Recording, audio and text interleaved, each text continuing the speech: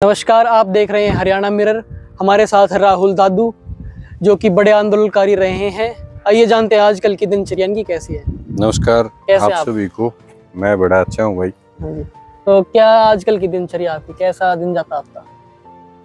आजकल बड़ा खुश मिजाज दिन है मेरे और मैं अपने आप को जानने के जो प्रयास कर रहा हूँ वह बड़े अच्छे बीत रहे हैं। और हर आदमी को इस तरीके के प्रयास शायद करने चाहिए कि जो पढ़ाई का टाइम है और कुछ अध्यात्म का अगर आदमी अपने लिए निकाल पाता है तो वो कम से कम एक सोच अच्छी रख सकता है। और एक अच्छी सोच बनाए रखने के लिए मैं अपने आप के ऊपर काम कर रहा हूँ। हाल ही में चुनाव हुए थे, उनके बारे में क्या सोचते हैं आप? हाल के चुनाव के नतीजे जनता के अकॉर्डिंग आए हैं। लोगों का जो विचार था उस तरीके से उन्होंने अपने प्रत्याशियों को जिताया है और बड़ा अच्छा विपक्ष उभर के आया है। और सरकार अब की बार नैतिक मूल्यों के ऊपर खरा उतरना जिम्मेदारी से शायद उतर पाएगी, नहीं तो विपक्ष उतरवाने में सहयोग करेगा। और आम जनता को ऐसी ही सरकार चाहिए जिसमें वो अपने किसी भी बात को रखने के लिए ज्यादा यातना ना करनी पड़े, उसको झेलनी ना पड़े। जैसे किसान आंदोलन को आप देखेंगे तो उसमें 13 महीने जो लगातार इतना लंबे संघर्ष के बाद में एक उस निष्कर्ष पर निकले, तो अब की बात शायद सरकार इस तरीके से बनी है कि 13 दिन के अंदर सरकार को आदमियों की बात को मान लेना जरूरी होगा। अच्छा, आपने भी चुनाव लड़ा था 1.5-2 साल पहले, क्या हुआ कोशिश? हाँ, मैंने चुनाव लड़ा था, वो मेरा फार्म रिजेक्ट कर दिया गया था। ऐसा क्यों? प्रशासन द्वारा।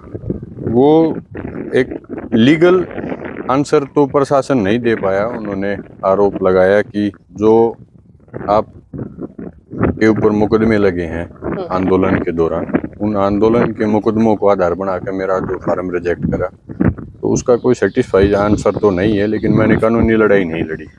लेकिन अभी भी काफी आंकड़े निकले कि इस चुनाव में बहुत से लोगों ने, जिन पे केस हैं, मानहानि के, मर्डर के केस, उन्होंने चुनाव लड़े हैं। फिर हाँ, लड़े हैं। मेरे समकालीन बहुत सारे साथियों ने भी लड़े हैं जिनके ऊपर ऑलरेडी मुकदमे थे। 2015 अमेंडमेंट पंचायती हरियाणा का जो चुनाव था वो 2015 के अमेंडमेंट के ऊपर था। तो उसमें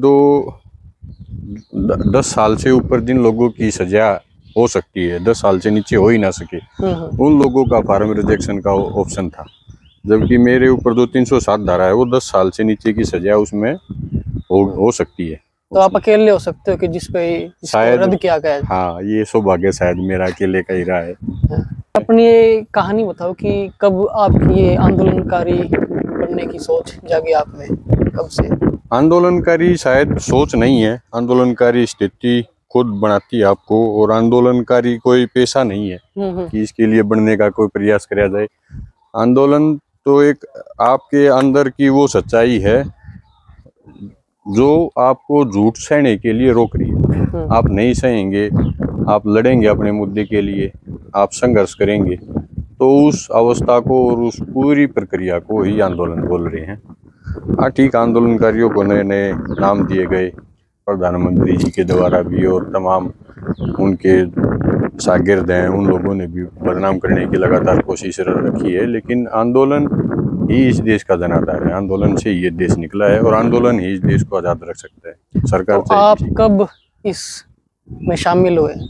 नॉर्मल जो लाइफ होती है वैसे लाइफ थी मेरी। और ठीक, मैं किसान परिवार से हूँ और दिल्ली में मैंने अपना स्टार्टअप स्टार्ट कर लिया था। तो वहाँ से जैसे जब ये जाट आरक्षण का दौर था तो उस टाइम पे मेरे ऊपर मुकदमे लगे और उन मुकदमों का जोर ऐसा चला कि पूरी की पूरी जो लाइफ में तब्दीली है वही सतर पे आई कि अपने विचार व्यक्तिगत ना होकर के सामाजिक होने पर मजबूर हो गया। और फिर समाज के लिए जो भी अपने से बना वो किया आपने। और ये कब शुरू हुआ आपका? ये 2016 का जो मूवमेंट था जिसमें यूनिवर्सिटी के आगे स्टूडेंट ने यूनिवर्सिटी को बंद करके वहाँ पर प्रोटेस्ट चालू कर रहे थे, तो उस प्रोटेस्ट में मैं शामिल हुआ था। और बड़े, मैं क्या ही बोलूँ, लेकिन झूठे तौर के ऊपर मेरा नाम आया, बड़ी यातना सही, और लंबे समय तक जेल में रहना पड़ा और कई मुकदमों का सामना करना पड़ा। और जब आपके ऊपर लगातार झूठ पे झूठ बढ़ती जाती है तो आपको खुद स्टैंड लेना पड़ता है, खड़ा होकर बोलना पड़ता है कि आप गलत कर रहे हैं और इस गलत को अब ज्यादा सहन नहीं किया जाए। लेकिन आप इस जब आप बोल रहे होते हैं तब भी आपके ऊपर इस तरीके का प्रेशर क्रिएट कर दिया जाता है ना, जिसका रिजल्ट लास्ट तक चलता है। जैसे मेरा फार्म का रिजेक्शन किया गया, फिर भी आपको लड़ाई को जारी रखना पड़ता है। आपकी निजी लाइफ में क्या क्या बदलाव है उस टाइम पे? निजी लाइफ में तो हर वो चीज बदल गई जिसके लिए पहले सोचा गया था उस प्रोटेस्ट में शामिल होने से पहले, और उसके बाद में तो अनप्लान टाइप से लाइफ को जिया गया, तो उसमें कोई प्लानिंग बची ही नहीं जो पहले थी। तो बदलाव तो इतने आए कि उन बदलावों का तो अब जितना भी जिक्र करें तो वो तो ज़्यादा ही लंबी बात हो जाएगी। और ये बड़ा पीड़ा का टाइम था मेरे लिए, मेरे परिवार के लिए, मेरे प्रियजनों के लिए, मेरे दोस्त रिश्तेदार सब के लिए। और इस टाइम को जिस तरीके से हमने झेला, और मेरे हित जैसे हजारों सैकड़ों युवाओं ने इसके प्रेशर में जीवन जो जिया, तो 99 सभी लोग बड़े तरीके से प्रभावित हुए इससे, और सबकी पारिवारिक अवस्थाओं को बड़ा धचका लगा इस दौर। कितने केस हुए थे आप पे? मेरे ऊपर 8 मुकदमे लगे उस टाइम पे, और एक के बाद एक। सबसे पहले जब एक मुकदमे में बेल हुई तो अगले मुकदमे में तब मेरा ऊपर अगला मुकदमा लगाया गया। तो ऐसे ही करके झूठे मुकदमे थे, लगभग अब बरी हो चुके हैं। अच्छा, अभी बाकी हैं? एक मुकदमा बाकी है, अपने अभिमन्यु की कोठी वाला, और सब मैं बरी हो चुका हूँ, और मैं इसमें भी बरी हो जाऊंगा। कुछ लोग भी होंगे जो इनका अब तक चल रहा होगा? हाँ, बहुत सारे लोग हैं, बहुत सारे साथी हैं जिनकी सजा हो चुकी, लेकिन आंदोलन को जो रूप दिया गया सरकार द्वारा प्रायोजित तरीके से, वो बड़ा पीड़ादायक है। इस आंदोलन में 32 युवाओं की जान गई है। 18 जाट थे और 14 गैर जाट थे, और जो 14 गैर जाट थे उनकी तरफ ध्यान ही नहीं किया गया और करवाया ही नहीं गया। आप ऐसा भी कह सकते हैं कि सरकार ने इस पूरे मूवमेंट का जो इन्होंने दंगा करवाया था उसका नाम जाट आरक्षण आंदोलन रख दिया, और उसका नतीजा ये रहा कि 14 जो गैर जाट मरे, उनको तो आर्थिक मदद भी ये समाज नहीं दे पाया, सरकार नहीं दे पाई। और सरकार ने थोड़ी बहुत करी भी तो उसका मकसद भेदभाव को बढ़ावा देना ही था, ना कि उन लोगों की हकीकी मदद करना। तो इस तरीके से जो सरकार ने काम किया उससे लोगों के अंदर इतना रोष है कि जिसके नतीजे अब सामने आ रहे हैं। ये घोड़े के साथ कैसे रिश्ता बना आपका?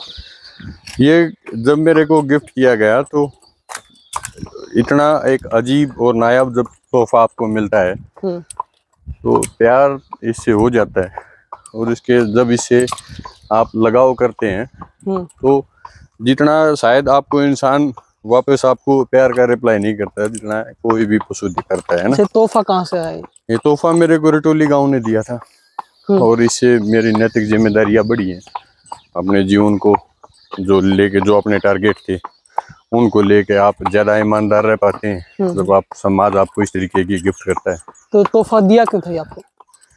ये मैं अपने आप को सौभाग्यशाली मानता हूँ, क्योंकि आज के दौर में जब युवाओं के अंदर जब नशे का और बदमाशी का इस तरीके का जब माहौल ज़्यादा बढ़ रहा है, तो लोगों ने मेरे को ये सोच के ये शायद घोड़ा दिया कि इस तरीके से ये, और कितनी अच्छी सोच के साथ दिया कि शायद लोगों में बदमाशी के गुण ना बने हमारे बच्चों के अंदर, वो भी इंस्पायर हों कि एक दिन हमारे को भी हमारी सोसाइटी सम्मानित करेगी अगर हम लाइन के ऊपर रहेंगे।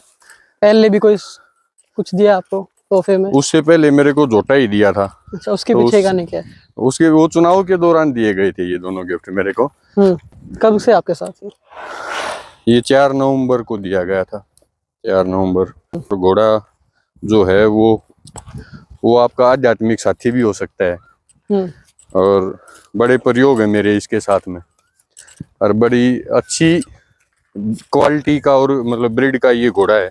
जब मेरे को दिया गया तो मैंने भी इसके बारे में यही सोचा था कि भाई दोस्त, अपना लाइफ पार्टनर है तू, आपको और हमारे को अब बहुत सारे काम इकट्ठे मिलकर करेंगे। और मेरा एक मिशन ये भी है कि मैं कभी घोड़े के ऊपर यात्रा करूं, ज्यादा लंबी नहीं तो कम से कम पूरे हरियाणा में। इसका नाम है श्यामकरण है। श्यामकरण जी। तो मैं और श्यामकरण शायद पूरे हरियाणा में एक यात्रा पे निकलेंगे। क्या मैसेज देना चाहेंगे उस यात्रा पे?